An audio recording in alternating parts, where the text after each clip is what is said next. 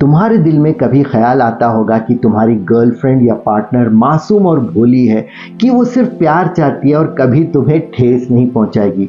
लेकिन क्या वो वैसे ही है जैसे दिखाई देती है? क्या उसके कुछ ऐसे पहलू हो सकते हैं जो तुमने नज़रअंदाज कर दिए? नमस्कार, स्वागत है तुम सबका लव लव्स में। मेरा पिछला वीडियो मर्दों की डार्क साइकोलॉजी पर बना था और अब बारी है लड़कियों की, क्योंकि सच दोनों की तरफ का दिखाना है। डार्क साइकोलॉजी का मतलब होता है किसी के दिमाग और इमोशंस को समझकर उनका नाजायज तरीके से कंट्रोल करना, जबरदस्ती, धोखाधड़ी और झूठ से मैनिपुलेट करना, पर बड़ी चालाकी से।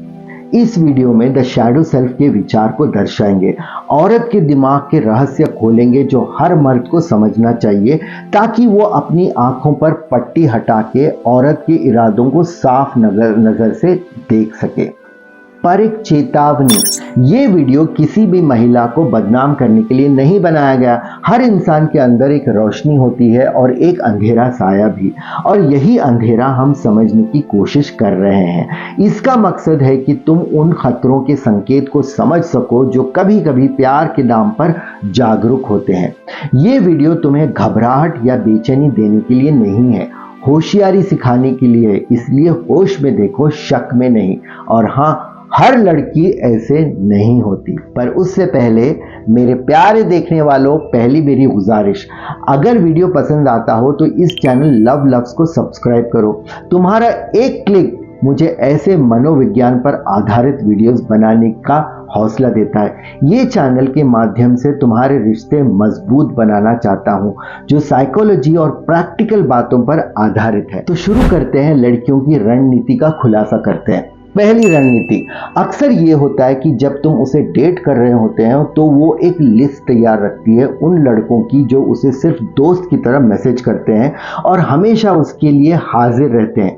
लड़कियों के पास लड़कों की चॉइस रहती है। तुमने नोटिस किया होगा कि हर लड़की के पीछे कम से कम 2 लड़के तो होते ही हैं जो उन्हें चाहते हैं। ऐसे लड़कों को कहते हैं सिम्स। सिंपिंग यानी वो लड़के जो उसकी हर ज़रूरत पर जी हुजूरी करते हैं और उसका फेवर पाने के लिए अपनी इज्जत की भी परवाह नहीं करते। लड़की भाव ना दे तो भी उसके इर्द गिर्द मंडराते रहते हैं। वो एक स्माइल कर दे तो जैसे उनका भाग खुल गया हो।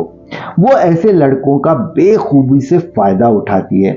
तुम नहीं तो और सही, और नहीं तो और सही, यही उनका खेला होता है।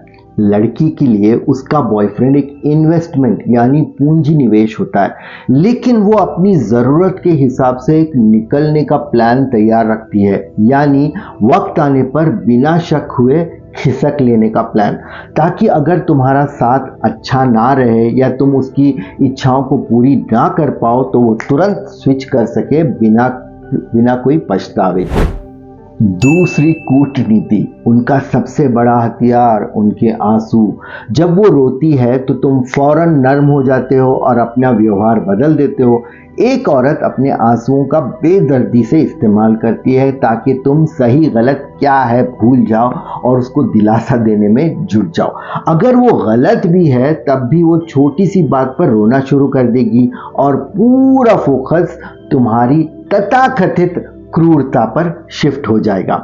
और तुम जैसे मासूम शिकार क्यों फंस जाते हो? क्योंकि एक मर्द को लड़की की सुरक्षा करना सिखाया गया है। उनकी प्रोटेक्टिव इंस्टिंक्ट यानी रक्षक भावना जाग जाती है। लड़के को बुरा लगता है कि लड़की रो रही है, मैं कितना जालिम हूँ, उसे दुख दिया मैंने।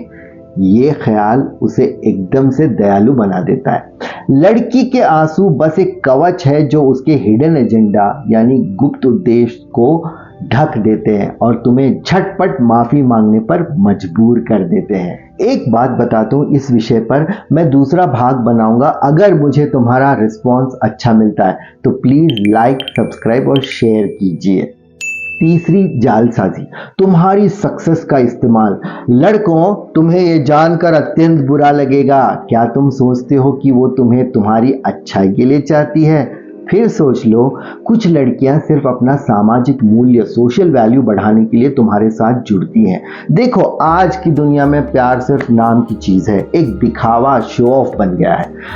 कई औरतें उस आदमी को चुनती है जो उन्हें दो चीजें दे सके। पहला, तुम्हारी सफलता और हैसियत जिसके बलबूते पे वो अपने दोस्तों और परिवार के सामने अपना ओहदा स्टैंडर्ड बढ़ा सके, और दूसरा, तुम्हारे रिसोर्सेज यानी यश, पैसा, कनेक्शंस जिससे वो अपनी जिंदगी को आरामदेह बना सके। साफ शब्दों में उसे तुम्हारा प्यार नहीं चाहिए था, उसे तुम्हारी कार, नाम, शोहरत, बैंक बैलेंस चाहिए। तुम उसके लिए सिर्फ एक जरिया है, एक सीढ़ी जिससे वो अपनी छवि को ऊपर चढ़ा सके। उम्मीद है चैनल को सब्सक्राइब कर दिए होंगे। धन्यवाद। चौथी नीति, बेचारी मैं वाला जाल। हर मर्द में लड़कियों की हिफाजत करने वाला एहसास होता है। लड़की इस भावना का चतुरता से इस्तेमाल करती है, खुद को कमजोर दिखाकर तुम्हें जिम्मेदारी के जाल में लपेट लेती है। कुछ इस तरह से वो कहेगी, तुम्हारे बिना मैं कुछ नहीं हूं, मैं अकेली क्या करूंगी, तुम ना होते तो मैं बिखर जाती। यही तुम्हारा सुरक्षा देने वाला इंस्टिंक्ट जाग उठता है। तुम सोचने लगते हो ये सिर्फ मुझ पे ही भरोसा करती है, मेरे बिना इसका क्या होगा। उसका ये लाचारी वाला ढोंग तुम्हें अंदर से पिघला देता है। पर सुनो ध्यान से, वो बेचारी नहीं होती, वो चाहती है तुम्हें ये महसूस हो कि तुम्हारे बगैर उसका एक पत्ता भी नहीं हिलता, कि तुम उसकी दुनिया का सहारा हो, उसके जज्बात के रखवाले हो, उसके बचपन की दुआओं का नतीजा। तुम्हें लगता है उसे छोड़ना एक गुनाह है। वो तुम्हारे दिमाग में एक फर्ज का जज्बा बिठा देती है और उसी फर्ज के जरिए वो तुम्हें कंट्रोल करती है। इसे इमोशनल हिप्नोसिस कहते हैं, जहां तुम्हें लगता है तुम उसे संभाल रहे हो, लेकिन असल में तुम्हारा रिमोट उसके हाथ में आ जाता है और यहीं तुम सुरक्षा करने वाले से उसके बंदी बन जाते हो। पांचवी कूटनीति, और अब आखिरी दाव जो सुन के तुम्हें अपनी हालत पे गुस्सा आएगा। लड़की अक्सर उस पुरुष को चुन लेती है जो बाहर से आत्मविश्वासी और पॉलिश्ड लगता है, सबके सामने परफेक्ट, पर अंदर से वो जज्बाती तौर पर निर्बल हो सकता है। क्योंकि कमज़ोर मर्द को कंट्रोल करना आसान होता है, वो उस आदमी की चिंताएं, आदतें और कमज़ोरियां भांप लेती है और बड़ी ही होशियारी से उसका इस्तेमाल कर लेती है।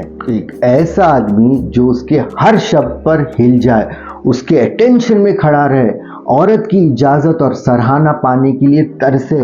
तो दोस्तों, ये थी फीमेल डार्क साइकोलॉजी की वो 5 छलबाजी जो अक्सर तुम्हें पता नहीं चलती। ये वीडियो तुम्हारी आंखें खुलने के लिए थी, ताकि तुम अपने आप को और अपने रिश्ते को बचा सको।